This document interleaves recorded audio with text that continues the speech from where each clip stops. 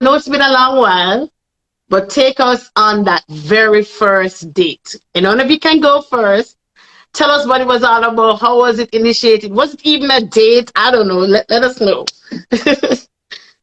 So, man, our story is really weird. I was looking at the things that you wanted to think through, and I was just like, oh, we didn't have a first date. But I'll tell you this. We did ministry together for 10 days. That's how we met each other, right? You have anything else to say about that? Or should I keep going? Keep going.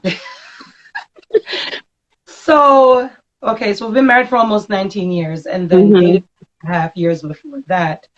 Long distance. But how we met was through UCCF. And we did ministry for 10 days. And at the end of 10 days, UCCF is the University and Colleges Christian Fellowship. So I would say we did not really have a date, because what happened was we did ministry for 10 days. And at the end of 10 days, I was like, oh, this dude is amazing.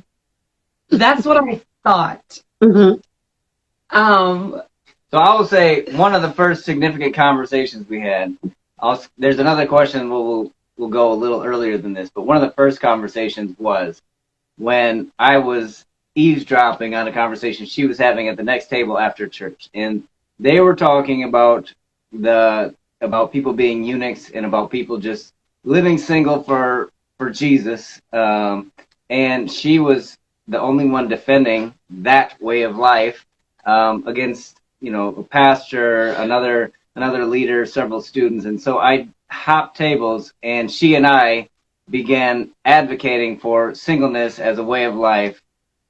So there's a bit of irony there. And that was right, exactly.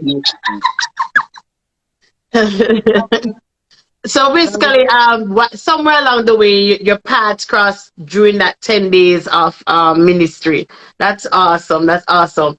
So would you say that conversation was what sparked that, there's something here? I mean, I don't know. You could tell me. Was it that conversation that sparked that knowing that, okay, there's something here that we can move on to, or there was something else before that? For him, that might have been the conversation that sparked it. I said only speak for you. But for me, I think what sparked my interest was his humility throughout the trip. A number of different things, like listening to the staff that came from the U.S. with him. There were 21 of them that came that year. And so the way people talked about him and the way I watched how he just like easily slide in and out of the groups of people that we shared the gospel with on campus, that was impressive. But I was just impressed by just how chill, like he didn't put a whole lot of, it was just real down to earth, real chill, love people, love Jesus. That was coming off very clearly in our interactions throughout the week.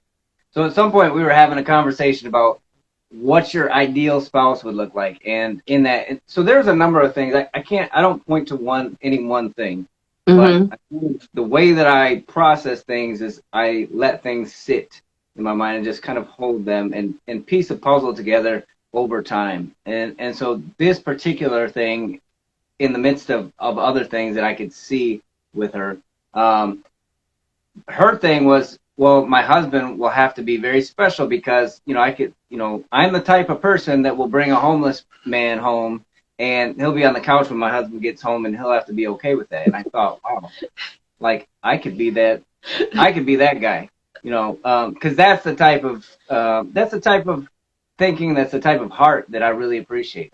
Somebody that genuinely loves people that are down on their luck. And that's when I started paying a little more attention. Attention, right.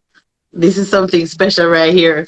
It's, you said after 10 days of ministry, I'm figuring you went back. So how did the connection come to make it 18 years? Because I guess at some point somebody took up a phone. Back then it would have been a phone. There's no Facebook then or Instagram. So okay, so this is going to be really weird. Okay, at the end of the 10 days, Mm-hmm. we were having a party for them to leave to go back to the US, and I was emceeing. And in the middle, I was doing it for a while, and the night is going good, and in the middle of it, I started crying, and I was like, I can't do this. Like, I can't finish. So I went to somebody else and asked them to finish all the night, and I was like, I'm going home.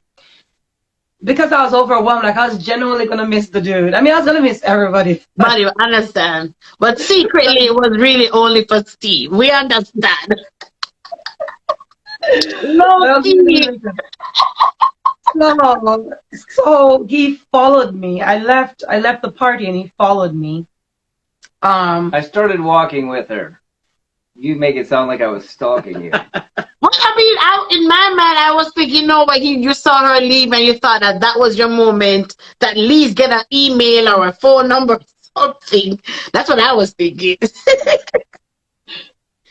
So that night, actually, we like sat down on the way to Miss Fuller's house, Shells. Okay, cool. Yeah, because that's where I lived at the time. And so he was walking to Miss Fuller's, and we stopped and sat under this tree. Mm-hmm. I told him, I was just like, I don't even remember how I said it. I'm trying not to be weird because when you tell the story, it's always a little bit. But I told him I loved him, basically. I was like, man, I'm amazed. Like, in 10 days, like, I feel like I love you. And I don't think that I was thinking, like, I love you romantically, Right. I was thinking, like, I love you as a person. I love what I've encountered with you. And then what happened? Then he said I stole his thunder because he was planning on saying he loved me too. Oh, okay. Honestly, I actually just sat there quiet for a while. Uh-huh. Because she did kind of ruin it. Ruin the moment for you? Yeah. So, oh boy, Simone shooting our shots. It's funny because I was not even trying to do that. It's funny. I understand, Simone. I got you.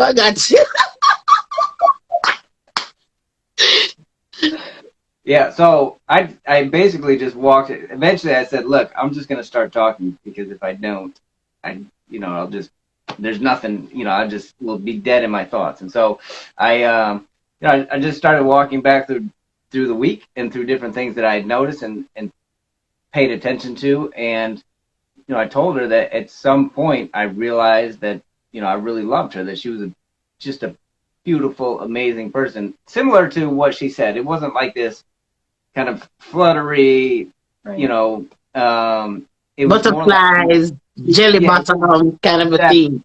Like, she's amazing. Like, she's just captivating. And so we did decide to stay in touch. So we exchanged information. Yeah, and that really, I did call her when I got home, and then I got the bill after that. And I was, ooh. So what we would do is we'd set up times. At that time, we were doing like AOL Instant Messenger. So we'd be in the chat room and chat, and then sometimes we would try to do voice calls with that, which were terrible. Horrible. Yeah. You didn't even appreciate that today because video calls are so great, and then this is great. But that back then,